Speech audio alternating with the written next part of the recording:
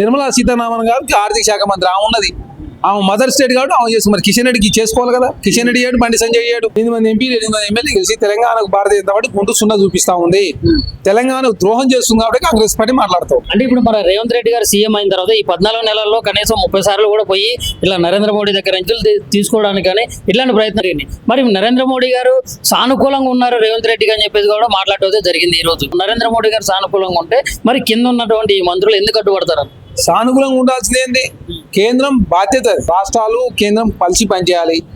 రాష్ట్రాలకు కేంద్రం నిధులు ఇవ్వాలి. రాష్ట్రం నుంచి కేంద్రం నిధులు తీసుకున్నప్పుడు రాష్ట్రాలకు పంచాల్సిన బాధ్యత కేంద్రం ఎందుకు కదా. ఇది ఫెడరల్ సిస్టమ్. భారత రాజ్యాంగంలో ఫెడరల్ సిస్టంలో భాగంగా భారతదేశంలో తెలంగాణ అంతర్భాగం. కాబట్టి మీరు కేంద్రం అన్ని రాష్ట్రాలకు సమానంగా చూడాల్సిన అవసరం ఉంది. కాబట్టి తెలంగాణను సరైనటువంటి వేలో కేంద్ర ప్రభుత్వం గుర్తిస్తలేదు.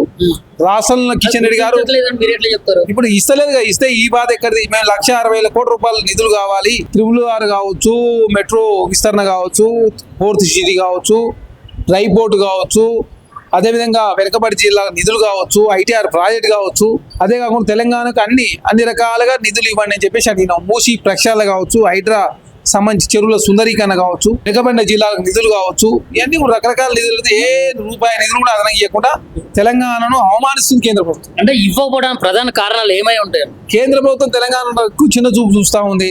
ఎక్కడ తెలంగాణ బాగుపడుతుందో, ఇప్పటికే తెలంగాణ గ్రోత్ బాగుంది. అన్ని రాష్ట్రాల కన్నా భిన్నంగా కూడా ఇన్ఫ్లేషన్ తక్కువ ఉంది.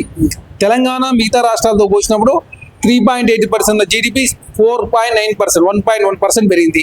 8% జీడిపి 6.2%, అంటే దాదాపు 1.8% గ్రోత్ తగ్గింది దేశాన్ని. మిగతా భారతీయ జనతా పార్టీ ఉన్న రాష్ట్రాల కన్నా కూడా తెలంగాణ చాలా స్పీడ్గా శరవేగంగా ముందుకు పోతా ఉంది.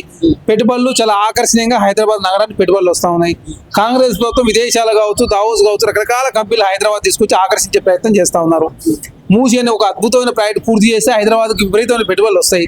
మూసి పూర్తి కావద్దు, RRR రావద్దు, రైలు రింగు రావద్దు, ఫోర్త్ సిటీ నిర్మాణం జరగవద్దు, అదే కాకుండా ITR ప్రాజెక్ట్ ఉండొద్దు, ఐటీలో అగ్రగామి ఉండొద్దు అని చెప్పేసి భారతీయ జనతా కోరుకుంటా ఉంది. కాబట్టి దానిలో భాగంగా తెలంగాణను తొక్కిపెట్టే ప్రయత్నం జరుగుతాం. తెలంగాణ రాష్ట్రంలో ప్రధానంగా ఉన్నటువంటి సమస్యలను పక్కన పెట్టేసి ప్రెస్ మీట్లు పెట్టి ఇష్టానుసారంగా ఇటు బీజేపీ వాళ్ళం కానీ లేకుండా అటు BRS వాళ్ళం కానీ వాళ్ళని విమర్శించడం, వాళ్ళ మీద కామెంట్ చేయడం ఎంతవరకు కరెక్ట్ అంటారు? ఇప్పుడు విమర్శించకపోతే ఏం చేయాలి? తెలంగాణకు తీవ్ర అన్యాయం భారతీయ జనతా పార్టీ చేస్తున్నప్పుడు కేంద్రంలో ఉన్న 2 మంత్రులు చేస్తాం. కేంద్రం ఏమి ఇచ్చింది తెలంగాణ కంటే? 2 కేంద్ర మంత్రులు ఇచ్చారు.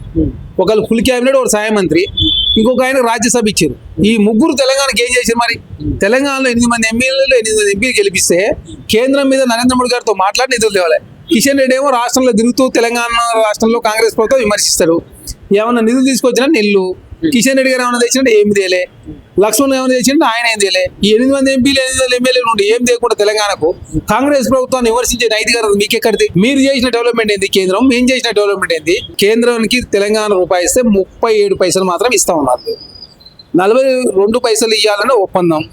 1 పైసా జమ్మూ కాశ్మీర్ కోసం తీసేసారు అన్ని రాష్ట్రం. 41 పైసలు ఇవ్వాలా. ఈ ఇస్తానన్న 41 పైసా కూడా ఇవ్వకుండా 37 పైసలు మాత్రం ఇస్తా ఉన్నారు. అదే బీహార్కు మీరు లాస్ట్ బడ్జెట్లో 50,000 కోట్లు ఇచ్చారు. మొన్న బడ్జెట్లో విపరీతంగా 1,00,000 కోట్లు మకానా బోర్డు ఇచ్చారు. ఇరిగేషన్ ప్రాజెక్టుల కోసం 1,50,000 ఎకరాలకు ఇరిగేషన్ ప్రాజెక్ట్ ఇచ్చారు. పాట్నా ఎయిర్పోర్ట్ విస్తరణ, అదేవిధంగా IIMల విస్తరణ బడ్జెట్లో తలిచింది నిర్మలా సీతారామన్ గారు. బీహార్ సంబంధించి చీరం ధరించి బీహార్ ఓట్లను ఆకర్షించే ప్రయత్నంలో భాగంగా బీహార్ కోసమే బడ్జెట్ పెట్టినట్టుగా కనబడతా ఉంది. అంతకుముందు ఆంధ్ర రాష్ట్రం కోసం 25,000 కోట్ల రూపాయలు అమరావతి నిర్మాణం కోసం, పోలవరం నిర్మాణం కోసం, అక్కడ రైల్వే మెట్రో నిర్మాణం కోసం, మెట్రో విస్తరణ కోసం, రహదారుల కోసం, ఇండస్ట్రియల్ కారిడార్లు పెద్ద ఎత్తున ఆంధ్రప్రదేశ్కి ఇచ్చారు. మరి తెలంగాణ ఇంత దేశానికి సంపద కూడబెట్టి ఇస్తా ఉన్నాం మేము. తెలంగాణకు మీరు ఎందుకు తీవ్ర అన్యాయం చేస్తారని చెప్పి కాంగ్రెస్ పార్టీ ప్రశ్నిస్తూ ఉంది. అదే కాకుండా ప్రపంచ నగరాలతో హైదరాబాద్ పోటీ పడతా ఉంది. మీరు గుజరాత్కు, రాజస్థాన్కు, మధ్యప్రదేశ్కు, లేకపోతే మహారాష్ట్రకు భారతీయ జనతా పార్టీ అధికార రాష్ట్రాలకు అత్యధిక నిధులు ఇస్తూ తెలంగాణ ఎందుకు నిండా మోస్తున్నారని చెప్పి కాంగ్రెస్ పార్టీ ప్రశ్నిస్తుంది. అన్యాయం చేయడం ప్రశ్నించకుండా ఊరుకుంటావా? మీరు అన్యాయం చేస్తున్న ప్రశ్నిస్తున్నామే.